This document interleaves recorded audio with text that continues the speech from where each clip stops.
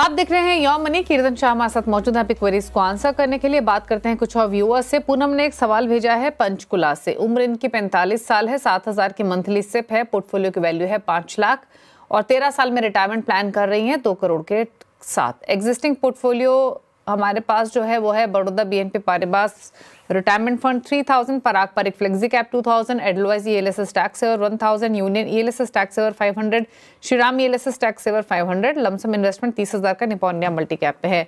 पूनम जी हमारे साथ phone line पर भी है। पूनम जी, आपके पास ये 3 ELSS फंड है, ये आपने टैक्स सेविंग के लिए हुए हैं, इनका बेनिफिट ले रही हैं आप? No ma'am. तो आपने इन्वेस्टमेंट के लिए टैक्स सेविंग फंड लिए? जी मैम, पहले मतलब ले रही थी इनका बेनिफिट, बट अब नहीं ले रही क्योंकि अब तो उस डिजाइन चेंज हो गई ना। न्यू रिजीम आपने ऑप्ट की हुई है? जी अब Okay. वो ऑप्ट की हुई है। बताइए कीर्तन, क्या सजेशन इनके लिए? पूनम जी, सबसे पहले तो आपके अगर गोल की बात करें तो आपने कहा कि रिटायरमेंट के लिए शायद आपको तकरीबन 2 करोड़ रुपया चाहिए आज से 13 साल बाद, और आपका एग्जिस्टिंग पोर्टफोलियो रफली 5 लाख जितना है। तो अगर आप आज का 5 लाख गिने और 13 साल बाद अगर 2 करोड़ चाहिए तो 12% की रिटर्न एक्सपेक्टेशन पे हमें रफली 50,000 रुपए की SIP करनी पड़ेगी, जो थोड़ा सा स्टीप है। आज आप जितनी SIP कर रहे हो उससे, तो या तो आप जितना बढ़ा पाए अपनी SIP को उतना बढ़ाए, या स्टेप अप करने की कोशिश कीजिए एज एंड व्हेन आपकी सैलरी बढ़ेगी। आपके पोर्टफोलियो में मैं काफ़ी सारे चेंजेस सजेस्ट करना चाहता हूँ। सबसे पहले तो क्योंकि आपने न्यू रेजिम ले लिया, इसका प्रोबेबली ये मतलब नहीं है कि आप ELSS फंड से निकल जाए। ELSS fund as a category in itself बहुत अच्छी है, तो अगर उसमें टैक्स एडवांटेज नहीं भी मिलता तो उससे मुझे नहीं लगता कोई फर्क पड़ेगा। एक ही प्रॉब्लम है कि 3 साल का लॉक इन है। But having said that, 3 funds है जहां से मैं आपको एग्जिट करने की सलाह दूंगा। एक तो बड़ौदा का रिटायरमेंट फंड, दूसरा श्रीराम का ELSS और यूनियन का ELSS। ये तीनों फंड से निकल जाए, बाकी के आप अपने फंड्स कंटिन्यू कीजिए, जो है निपॉन इंडिया मल्टी कैप, आपका इडलवाइज ELSS और आपका पराग पारिक फ्लेक्सी कैप। इसमें एक फंड और ऐड कर दीजिए, कोटक मल्टी कैप। ये एक फंड ऐड करने से आपके एग्जिस्टिंग फंड्स के साथ मुझे ऐसा लग रहा है आपके पोर्टफोलियो में बैलेंस काफी अच्छा हो जाएगा। पर आपकी जो एक्सपेक्टेशन है 2 करोड़ पहुंचने की, उसके लिए आपको काफी ज्यादा पैसा निवेश करना पड़ेगा। आज आप कर रहे हो उससे। ओके, तो आपको बदलाव करने की जरूरत है अपने पोर्टफोलियो में और 10,000 के एडिशनल SIP करनी पड़ेगी आपको अपने लक्ष्य को हासिल करने के लिए। और जो सजेशन आपको दिए गए हैं तो कोटक मल्टी कैप से आपको निकलने की सलाह है, Parag Parikh flexi cap, Nippon India multi cap में आप बने रहें, ये सजेशन है। कोटक मल्टी कैप एक नया फंड सजेस्ट किया गया है, Baroda retirement fund, Shriram ELSS, union ELSS से निकलने की सलाह है। और जो 2 करोड़ का लक्ष्य है उसको हासिल करने के लिए आपको 57,000 की SIP लगानी पड़ेगी। 7,000 आप ऑलरेडी डाल रही हैं, तो आपका इन्वेस्टमेंट काफी बड़ा करना होगा अपने गोल को हासिल करने के लिए। तो या तो टाइम होराइजन इंक्रीज करें या अपने इन्वेस्टमेंट को इंक्रीज करें। आगे बढ़ेंगे। शीतल हमारे साथ कनेक्टेड है पुणे से सवाल पूछने के लिए, उनसे बातचीत कर लेते हैं। शीतल नमस्कार, बताइए क्या सवाल है आपका? जी वंदे मातरम, हनुमान बोल रहा हूँ। ओके, बताइए। मेरा निपॉन में 3,000 का एक है, HDFC 100 में एक 2,000 का और एक्सिस ब्लू चिप में 2,000 का है SIP। तो यानी आपकी टोटल SIP कितने की है? 9,000 के आसपास है। 9,000 की SIP आपकी टोटल, जिसमें 3,000 निपॉन इंडिया स्मॉल कैप और HDFC टॉप 100 में कितने हैं आपकी? 5,000 की है उसकी।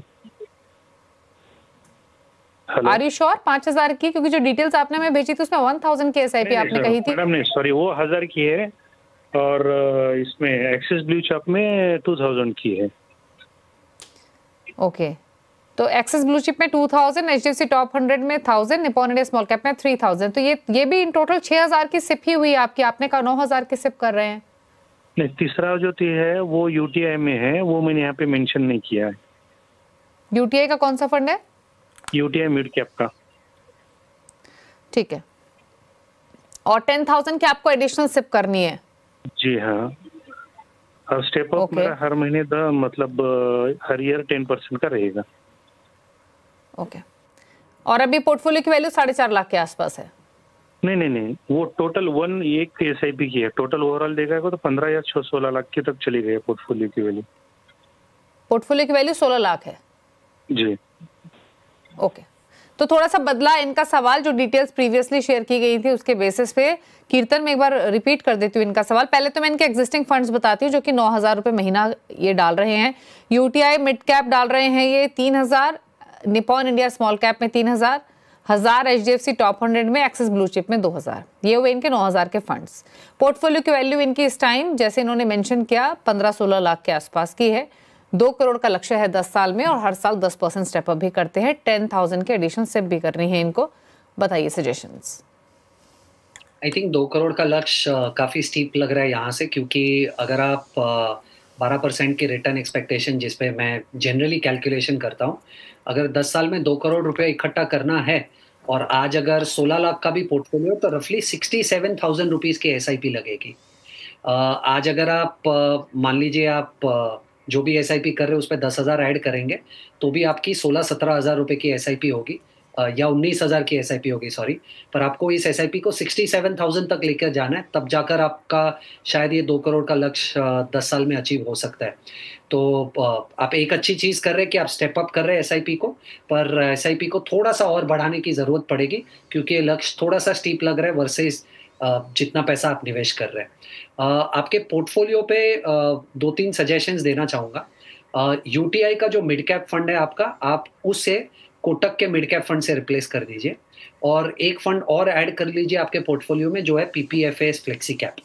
तो अगर ये 2 चेंजेस कर लेंगे आप पोर्टफोलियो में, तो मुझे ऐसा लग रहा है कि आपके पोर्टफोलियो में लार्ज मिड स्मॉल का एक समान बैलेंस आ जाएगा, और हर स्टाइल के इन्वेस्टमेंट्स का भी एक फ्लेवर आ जाएगा, वैल्यू ग्रोथ और मोमेंटम। तो मुझे लग रहा है कि ये 2 चेंजेस आपके पोर्टफोलियो में शायद जरूरी। ओके, चलिए अब पूछ लेते हैं कीर्तन के टॉप 4 फंड्स। ये रही सलाह शीतल आपके पोर्टफोलियो को लेकर। एसआईपी ज़्यादा करनी पड़ेगी आपको अपने गोल को हासिल करने के लिए। बताइए कीर्तन, कौन से फंड्स आपने ऑप्ट किए हैं? दीपाली जी, मैं बिलीव करता हूँ 4-5 फंड से ज़्यादा फंड्स की ज़रूरत नहीं है पोर्टफोलियो में। तो एक आईसीआईसीआई का वैल्यू डिस्कवरी फंड जो प्रॉबली लार्ज कैप फोकस्ड है, कोटक का मिड कैप जो मिड कैप प्रॉब्लम सॉल्व करेगा पोर्टफोलियो में, निपॉन का स्मॉल कैप और पराग पारेख फ्लेक्सी कैप। ये 4 फंड काफ़ी अच्छे फंड है। किसी को भी अगर 8 से 10 साल का इन्वेस्टमेंट होराइजन है तो ये 4 फंड्स कंसिडर कर सकते हैं।